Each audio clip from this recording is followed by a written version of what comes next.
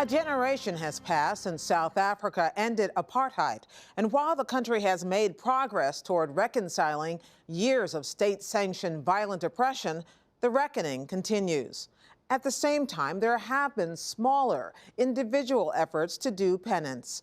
Tonight, special correspondent Martin Seemungal brings us the story of a man who was once the very symbol of apartheid as he tries to make amends. How are you doing? My darling, fine. You're okay. It is an unusual scene in South Africa. A white man in his late 70s in a black township delivering free food to the needy. But it's not just what the man is doing, it's who the man is or who he was. All right. His name is Adriaan Vlok, and he was a cabinet minister during the harshest years of apartheid, known as a ruthless defender of white minority rule over the black majority. Adriaan Vlok was the manifestation of the evil that the apartheid regime was. He was the worst of the worst. Monli Makanya was an anti-apartheid activist then. Today, he is an outspoken editorial writer for a Johannesburg newspaper. From the mid-1980s, I would venture to say, other than President P.W. Botha at the time, he was the most evil man in South Africa, and he was the face of the evil of the apartheid regime. We are taking these steps to declaring unrest areas now, as well as the other... As Minister of Law and Order, Vlok was responsible for the police, the shock troops in the war against black activists fighting apartheid. A bloody, violent fight. Thousands were killed. Tens of thousands were detained, locked up without trial. All under the watch of Adriaan Vlok. Hello? 3 decades later now, in the black township of Olifantshoek, Vlok passes unrecognized as he does his rounds. Vlok visits this township every week, delivering food donated by local supermarkets to 3 daycare centers and a charity for the disabled. He is reaching out to the people he once helped oppress to atone for what he calls the sins of apartheid. And thank you for every child that... Vlok has always been a devout Christian, but in the early years he believed in white superiority. His transformation began after the fall of apartheid and the first all-race elections. Over a period of about 10 years, he began to rethink and ultimately repent. I told about my sins. I submitted to the Lord and said, Lord, I've sinned. Here I am. Please forgive me. I'm not offering any excuses. I cannot offer an excuse that this and this were the reason why I did that. I'm guilty. I'm sorry. Will you please forgive me? So his mission today is about redemption. It's about reconciliation. 43-year-old Dina Sikezi runs the disabled center Vlok is helping. As an 18-year-old, she joined the protests against the apartheid regime. She knew who he was. I know the man was, and that's Adriaan Vlok. For me, it was a bad man. In the several years she has worked with Vlok, she never showed him the scars from the rubber bullets fired by his police in 1986. But on this day, she did. She told him it happened during a march on a police station. Stones go From behind? over me, and I was like, yeah! And then I hear the pop, pop, pop, pop, pop, and I was on the front. And almost 8 rubber bullets hit me. Here at my palms, or you can see all over. Just here and here, and then it's what, I can't take away that scar. 1986. But I can love her and I can help her. Painful memories for Dina.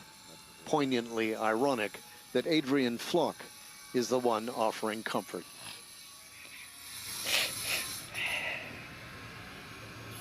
Obviously, they were police under your ultimate command. Yes, yes. I feel bad. I didn't feel good about that. I feel sorry that this has happened. And as I said, I can't take away that scars. They are there. They are there as a witness to what we did to these people. The most infamous case linked to Vlok was the attempt to assassinate Frank Shikani. In this country, Reverend Frank Shikani was a key member of the anti-apartheid leadership. In the late 80s, the apartheid government saw him as a significant threat. Did you give the instruction to kill Frank Shikani, or was that, how did that come about? Who made that decision? His name was put before me, and I said there is an instruction that you could consider killing him, and I said do it, so I pass it on. Vlok says he didn't know how or when it would be done. In 1989, Shikani's clothes were laced with poison. He barely survived. In 2006, Vlok confessed to his involvement and was given a 10-year suspended sentence. But he wanted to do more, an act to underscore his sincerity. In a private meeting with Shikani, he offered to wash his feet. Vlok admits he was afraid. I have been a guy in this country who have had power. I was a minister, and I'm Afrikaans speaking, and I am a white man, and here I am going to bow down on my knees in front of a black man. And I stuttered, and I asked him the question, will you please allow me to wash your feet? And he was taken aback. He said, but why do you want to do that? And then we talk a little bit. I said, Frank, I believe that I've heard you through apartheid and through what we did to you and your family. He said to me, okay, you can wash my feet. And I cried, and I think Frank cried, and he prayed, and I prayed. The people who work with Vlok in the township do not doubt his sincerity. And they say, can you believe Adriaan Vlok can change? I said, I believe what I saw. What I see is what I believe. And then I'm ready to test that Adriaan Vlok is changed. And they believe he should be forgiven. Here in our country, the only thing that we appreciate is when a person comes out and say, sorry, can you forgive me? It's what we want. And I believe it's something that builds this peace that we have in this country. But Monli Mokanya says there is still enormous bitterness among black South Africans because of the crimes committed by the apartheid regime. Not everyone is willing to forgive so easily. Ideally, people like Adriaan Vlok should have gone to prison for a very long time, but it was necessary in the wisdom of Mandela that actually we make those compromises. But forgiveness comes hard. I think it is of the utmost importance because, you know, if you are not prepared to forgive and to be reconciled, what is the alternative? It's hatred. I blame you, they blame me, and we'll not find each other. A scene like this would have been unimaginable 30 years ago. South Africa's most feared apartheid minister embracing young black children singing the national anthem. Adriaan Vlok says he will dedicate his remaining years to peace and reconciliation, one day at a time. For the PBS NewsHour, I'm Martin Seemungal in Olivenhoutbosch Township near Pretoria, South Africa.